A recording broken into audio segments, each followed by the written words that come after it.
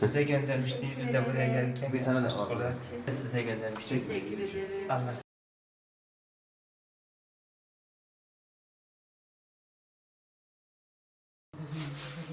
Allah sizden de razı olsun.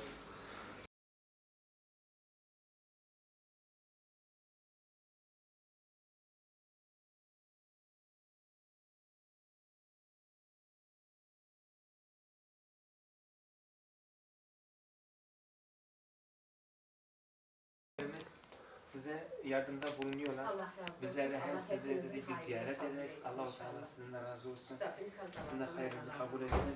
Gelmişken de dedik gençlere harçlık verelim. Ben bunları sana veriyorum.